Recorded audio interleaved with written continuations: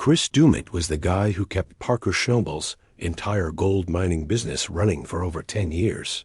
And now he's gone. He didn't just quit his job. He walked away from work that almost destroyed him, leaving behind a gap in the team that might never get filled. Everyone thinks it was just because he was tired and burned out, but that's only part of the story. The real reason has to do with a huge fight that happened in private, something the TV show would never let anyone see.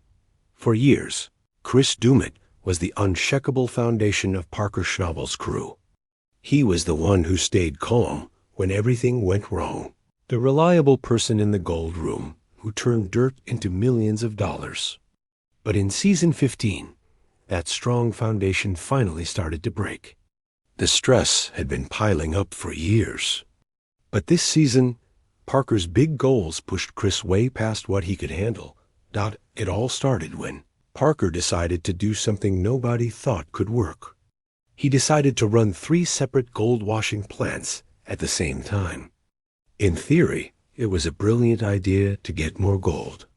In reality, it turned into a disaster for the man who had to collect all that gold. All of a sudden, Chris wasn't just running one gold room anymore. He was in charge of the cleanups at 3 different locations. And these locations weren't even near each other. One of the plants was a whole 15 miles away from the others. This meant Chris was always traveling, driving back and forth across the Klondike, trying to be in 3 places at the same time. The amount of work was crazy. A normal cleanup is already a long, hard job.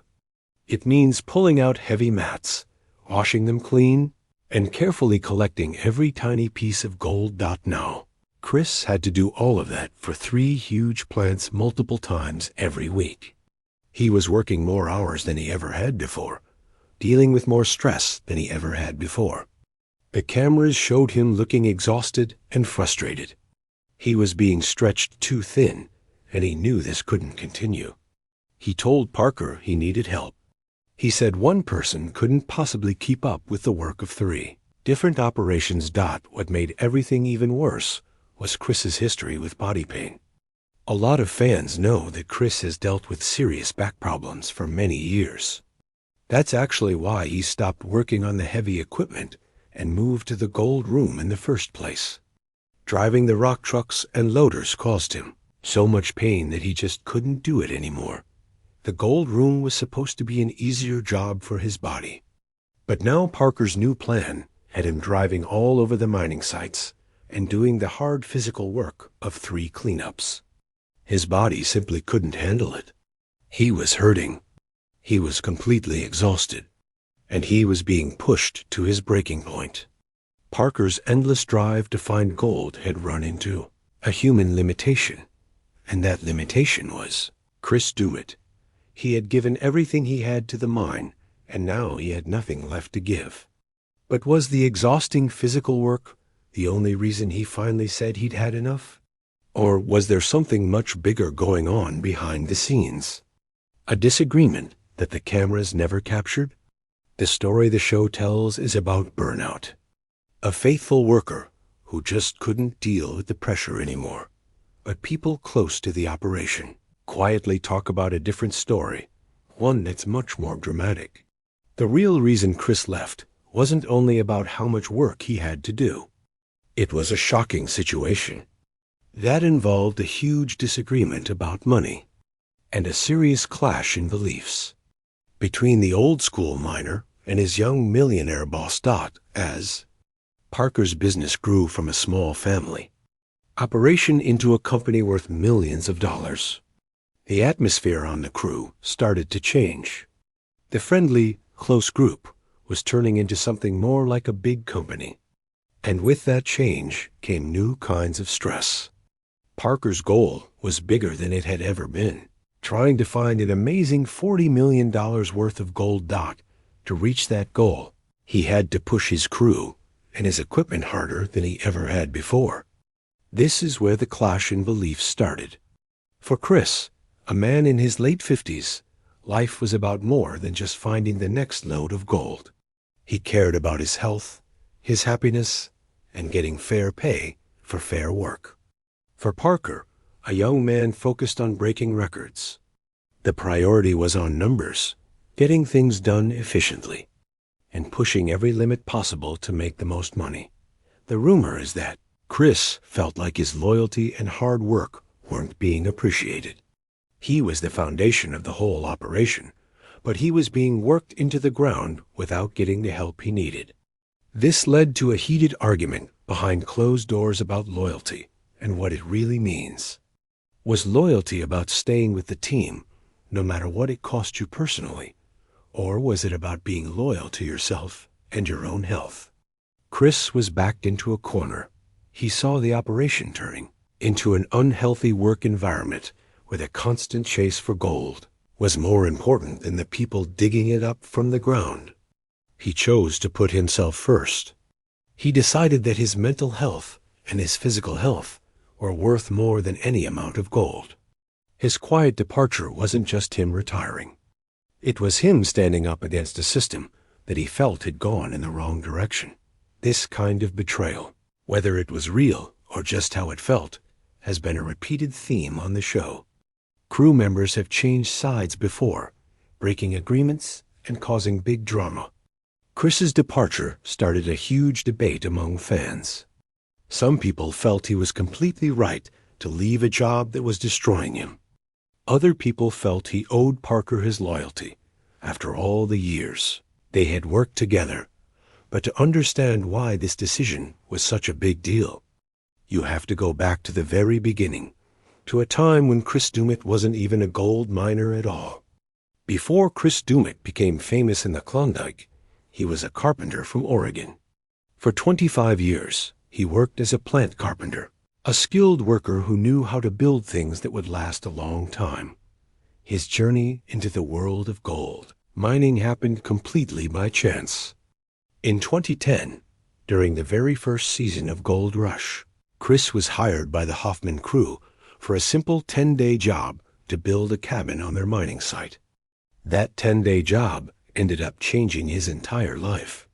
He showed up at the site and immediately got pulled into the crazy, chaotic world of the HOFFMANS.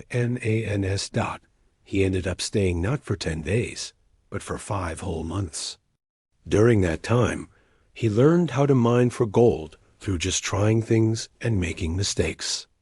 The Hoffman crew was famous for constant problems, broken machines, and risky plans that almost never worked out. It was a messy, disorganized operation, but for Chris, it was like going to school for gold mining. He saw with his own eyes how not to run a mine. After his time with the Hoffmans, Chris knew he loved searching for gold, but he needed a more reliable crew. That's when he met Parker Schnabel. In Season 4, Chris joined Parker's crew, and it was a perfect fit. Parker was the complete opposite of Todd Hoffman.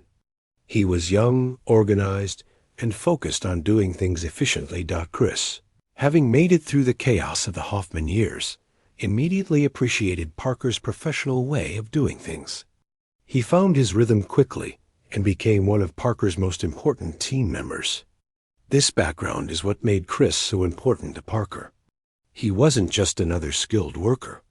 He was someone with experience who had seen the other side. He knew what failure looked like up close, and he understood why it was important to do things the right way. He wasn't just there to operate a machine. He was there to help build a stable, successful mining operation from the beginning. He had a viewpoint that nobody else on the crew had. And this shared understanding of what it takes to succeed in the Klondike created an incredibly strong connection. Between the old carpenter and the young mining genius. It was a connection that would soon become the very heart of Parker's entire business. The relationship between Chris Doummit and Parker Schnabel was more than just a boss and his worker. Over the years, it grew into something much deeper, like a father and son relationship. Chris wasn't just the gold room guy. He was Parker's teacher, his trusted friend, and the person who kept everyone on the right path for the entire crew. This became especially true after Parker's beloved grandfather, John Schnabel, died. Chris stepped into that role, giving quiet wisdom and steady guidance to a young man carrying the weight of a growing business on his shoulders.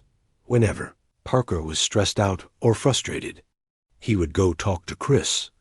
Chris would patiently listen, let him get his feelings out, and then give him a few words of advice that always seemed to calm him down.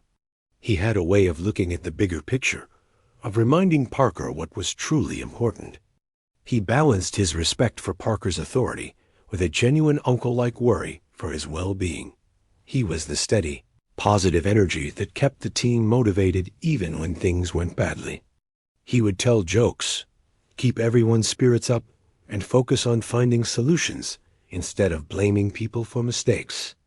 But the ultimate proof of their connection, the one thing that shows the incredible amount of trust between them, has to do with the gold room itself. The gold room is the heart of the entire operation. It's where millions of dollars in raw gold are handled every single week. Any other mine owner would have that room filled with security cameras, watching every single thing that happens. But Parker never did that. In a behind-the-scenes moment, Parker was asked if he ever thought about putting cameras in the gold room. His answer said everything. He said that if Chris Doummit ever retired, then he would see.